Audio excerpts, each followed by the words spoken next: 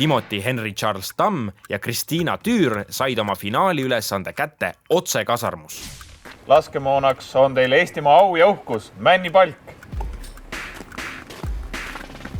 Kumb teist võidab 10 000 euro suuruse teadusstipendiumi? See sõltub sellest, kumb tulistab oma laskemoona kõige kaugemale. Nii, nüüd saame luua videosilla Eesti ja Ameerika vahel, sest helistame kohe teise hooaja võitjale Timotile. Hei, Timoti, kas sa kuuled? Kuulen. Millega sa praegu täna seal Ameerikas tegeled? Ma töötan firmas nimega Palantir Technologies, kus ma olen sellisel positsiooni nimega Forward Deployed Software Engineer. Et see ei ole nagu päris täiesti tavaline tarkvaraarendaja, aga see on muidugi osalusest, aga teine pool on selline abstraktne probleemi lahendamine. Ehk siis ma lähen meie klientide juurde ja vaatan, mida nad parasjagu teevad oma töö tegemiseks.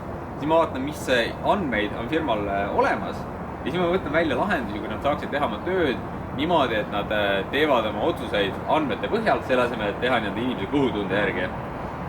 Et sa otsid probleeme, mida veel ei ole, et siis neid hakata lahendama. Täpselt. Timoti võistles raketis 10. klassi õpilasena ning näitas kohe oma suurepärast probleemi lahendamise oskust. Kui ta polnud midagi veel koolis õppinud, mõtles ta selle ise välja.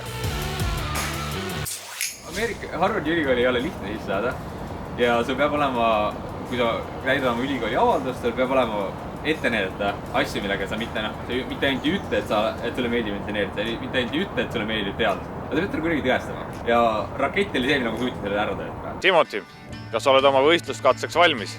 Jaa. Tuld!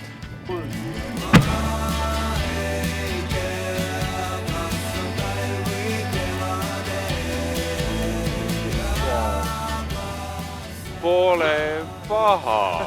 Just, pole paha. Kahuritoru ei lõhkenud ja Timoti puitmürsk lendas uhke kaarega eelmistest kaugemale. Silmagagi võib näha, et see lask tõi võidu.